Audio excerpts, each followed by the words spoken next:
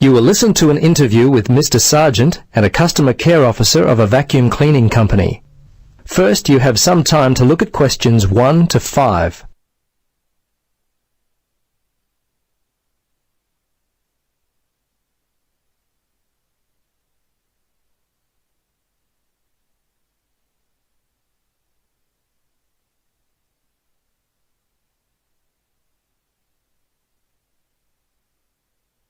Now, listen carefully and answer questions 1 to 5. Hello. Yes, hello. It's Tom Burlinson calling from Clean It Vacuum Cleaners. Mr. Sargent, is it? Yes. I understand you recently purchased a vacuum from us. Is that correct? Yes, that's right. Well, this is simply a call to find out if you've been happy with your purchase. Our company prides itself on its after-sales service. Just because you've bought from us doesn't mean you're no longer important to us. Could you spare a few moments to answer some questions? Sure. How long will this take? Well, not long at all, Mr. Sargent. Usually only about 3 or 4 minutes. Okay. What would you like to know? Okay, great. I'll just go through the survey form and, if you'll just bear with me, this shouldn't take long at all. Okay, first question. Which model did you purchase and when? Yes, it was the Super Cleaner. We bought it about 2 weeks ago. Let's see, it was a Monday, I think, because my wife's birthday was on the Sunday, 24th. That would make it the 25th. Yes, August the 25th. Okay. Now, do you remember the name of the salesperson? Was he worth remembering? Yes, his name was Jim. My wife and I were very impressed with him. He was a great source of information, very helpful. Great. I'll make sure that your kind words about Jim are passed on to him. Okay, now let's see. Yes. Have you purchased any other products from us this year? Oh, let's see. Of course, we bought the Super Cleaner. I think that's all. Well, we bought some vacuum bags with it as well. I think Daisy bought some carpet cleaner from your store back in February. That's about all, I think. I have to ask my wife about that one. She's not here at the moment. No, that's okay. Your answer will do fine. We don't have to be too picky. Okay, so how much money would you say you've spent, all told, in the store? Just an approximate amount will do fine. Wow, that's a difficult question. I don't really know. The vacuum was £150. The other stuff, I'd say around £15, I suppose. The total was around £165. But I couldn't be totally sure. It may be a bit more than that. That's fine. Now, the next thing on my list is how would you rate the quality of the products you purchased? Good, actually. Very good. So far, we've not had any problems with the products from Clean It. Service and value have been very good. So I guess you have a loyal customer. Oh, wonderful. I'm really pleased that your experience with our company has been a positive one. Tell me, do you purchase any other items of cleaning equipment? If so, from whom? I'm very fussy about the interior of my car, you know. The seats and carpets, I found a product from Easy Clean which works well on the carpets, and an air freshener from Mr. Tidy that really smells good. Apart from that, I couldn't say for sure. I think my wife buys floor cleaner from Johnson Brothers. Before you listen to the rest of the conversation, you have some time to look at questions 6 to 10.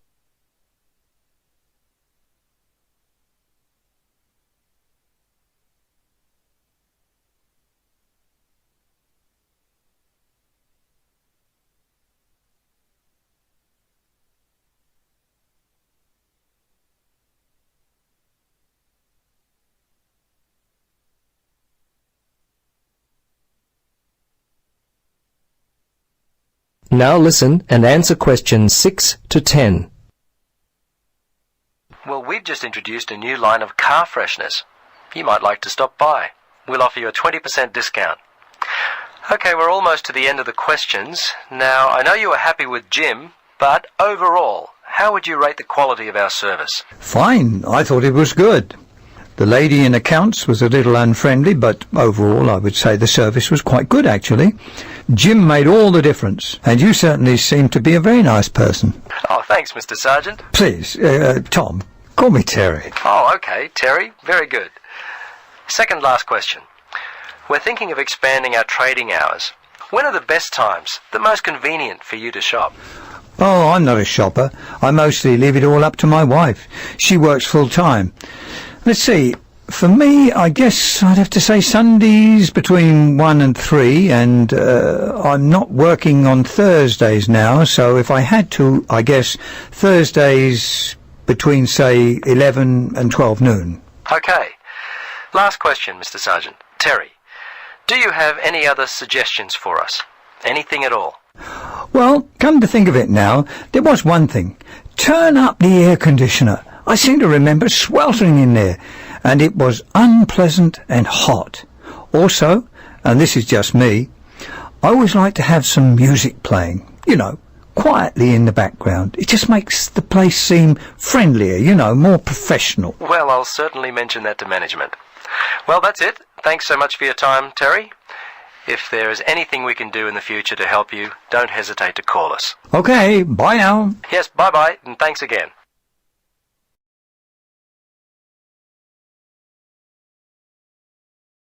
That is the end of part 1. You now have half a minute to check your answers.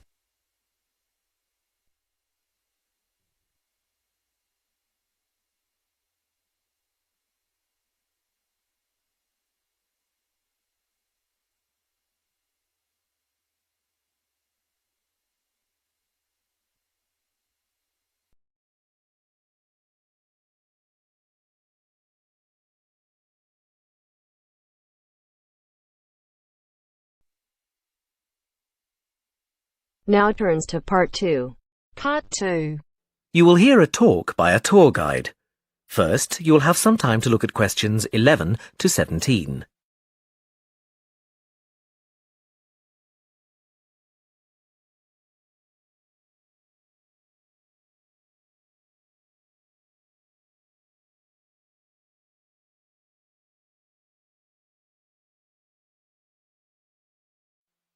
Now listen carefully and answer questions 11 to 17. Welcome to San Fernando City Tours. I'm Mark, your tour guide. We have a lot to see in 3 hours, so make sure you're comfortable. We'll be traveling into the historical district first, and then into the town center. After that, it's out to the harbor, and we'll finish up at the lighthouse, just past the harbor. That will take us up to midday, and after that, you're free to do what you want. At the lighthouse, you'll have a chance to visit the tea room and take photographs of the magnificent coastline. Now, as we have only 3 hours, we won't be able to take you around the shopping district, but we think you'd prefer to look around the shops there in your own time anyway.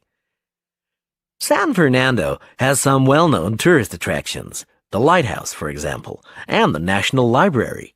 However, the little-known military museum is not to be missed. Be sure to visit before you leave.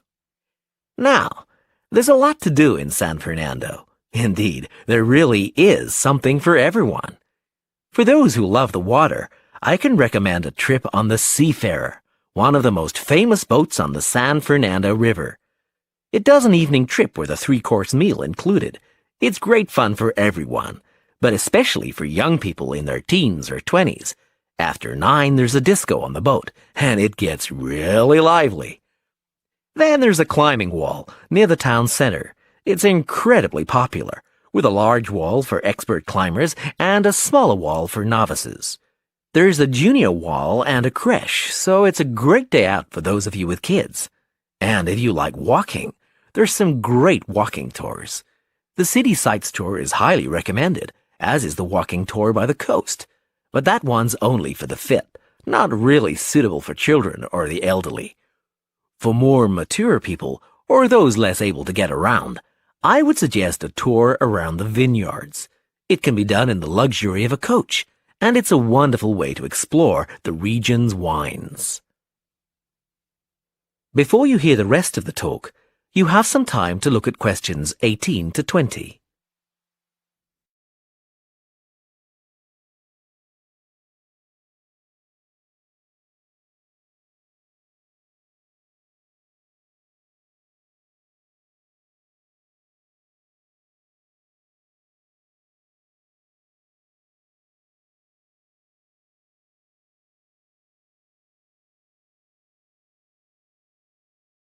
Now listen and answer questions 18 to 20. Naturally, there's a charge for all these attractions, but you can get 15% off if you have an Explorer Pass. If you don't have a pass but would like one, the driver here has application forms. Just ask him for one and fill it out while on the tour. Then you hand it into the tour office. Normally, it costs $10, but this year it's just $7. When you hand it in, you'll get your picture taken for the card on the spot, and then your card is ready to use. Remember to show it whenever you pay for anything. The discounts apply not just to tourist attractions, but some bars and restaurants. Basically, everywhere you see a red Explorer symbol. We're coming up to the historical district now. If you'd like to look at... That is the end of part 2. You now have half a minute to check your answers.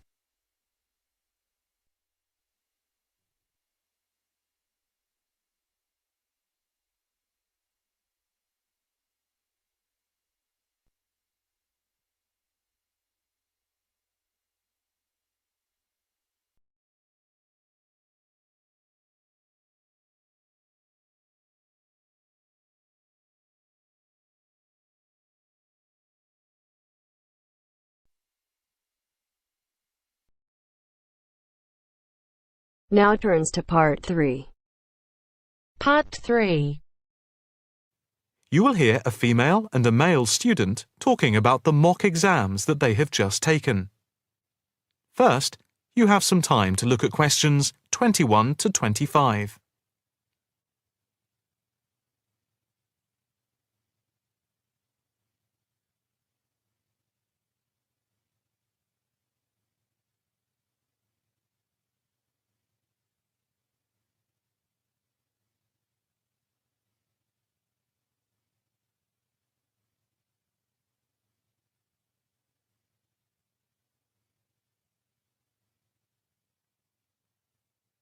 Now listen carefully and answer questions 21 to 25.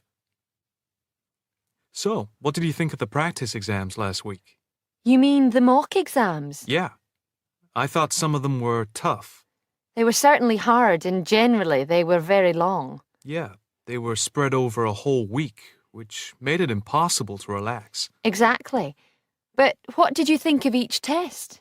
Of the 7 exams we did, the least enjoyable for me were the 2 3-hour essay papers. Why didn't you like the essay papers? I'm not particularly good at writing things down like that in a short space of time.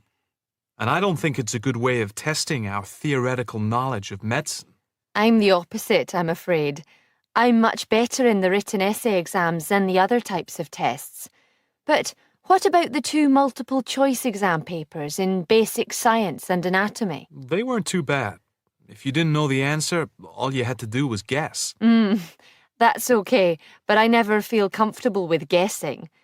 And you know that there is research that shows that women are disadvantaged when doing multiple-choice questions compared to men. You've mentioned this before, but I'm not sure I believe it. It's true. Multiple-choice questions benefit men more than women. They are a male construct. If you say so. It's not if I say so. Anyway, you have to be careful with multiple-choice questions because of the negative marking. That can really bring the score down if you keep guessing and get all of the guesses wrong. It's double negative. Yeah, that is a danger. What about the role play? Did you like that? Yeah, with the actors and actresses as simulated patients. Yeah, I thought that was by far the best part of the exam. Why was that? What I liked about it was during the 24 test stations, we had a chance to show what we know about communicating with patients and show our practical medical knowledge, etc. Yes, I think I agree with you there.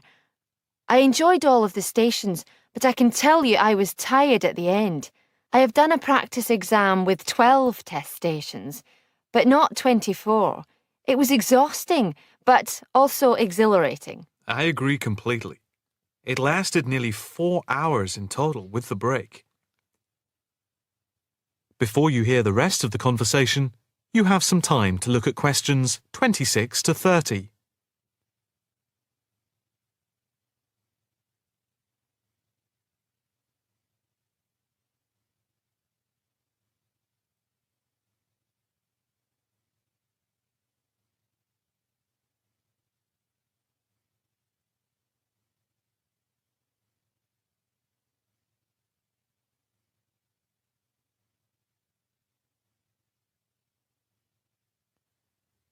Now listen carefully and answer questions 26 to 30.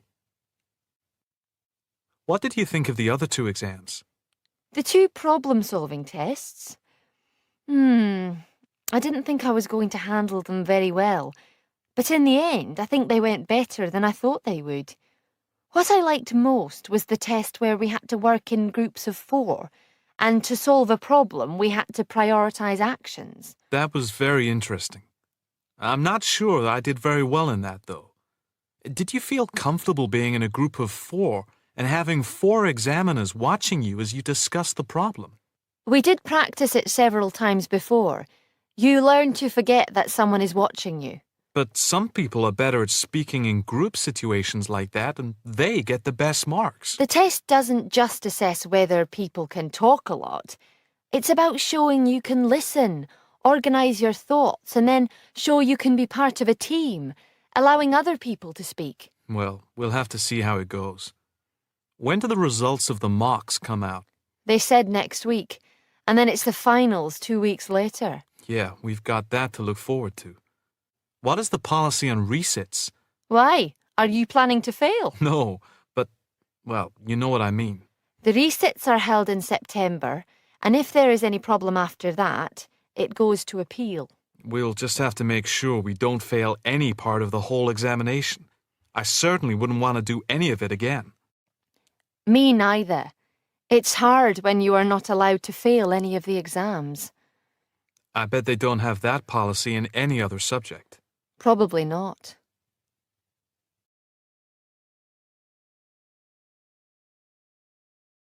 That is the end of part 3. You now have half a minute to check your answers.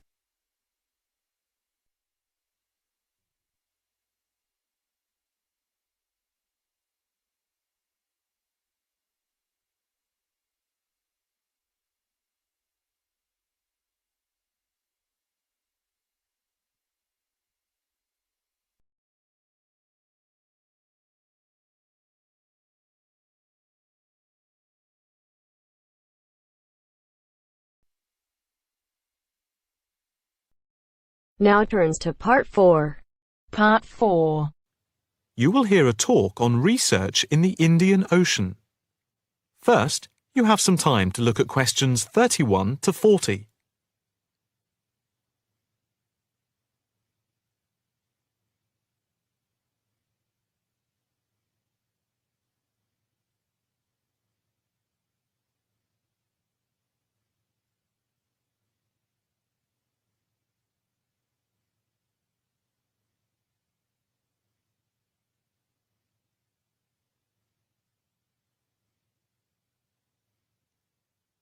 Now listen carefully and answer questions 31 to 40. In this, the first lecture in our series on the changing face of the oceans of the world, we are going to look at the Indian Ocean, into which the Oceanography Department at the Institute here in Australia has been doing pioneering research over the past 5 years. Let us start with some facts about the Indian Ocean, to give you an idea of the scope and complexity of the enterprise we have undertaken. As you can see from the diagrams here on the screen, showing the relative size of the planet's 5 oceans, the Indian Ocean comes third after the Pacific and Atlantic Oceans, but is larger than the Southern Ocean and the Arctic Ocean. On this slide, you can see that the Indian Ocean is different from the 2 larger oceans in that it is landlocked to the north and does not extend into the cold regions of the North Pole. Covering some 73,440,000 square kilometres, the ocean constitutes approximately 1/7 of the Earth's surface and about 20% of the world's total ocean area. At the equator, it is around 6,400 kilometres wide, with the average depth being about 3,400 metres, and with the deepest point being the Java Trench at 7,450 metres. Flowing into the Indian Ocean, we have some of the world's greatest rivers. The Zambezi here, the Ganges here, the Indus, the Brahmaputra, and the Tigris-Euphrates just here.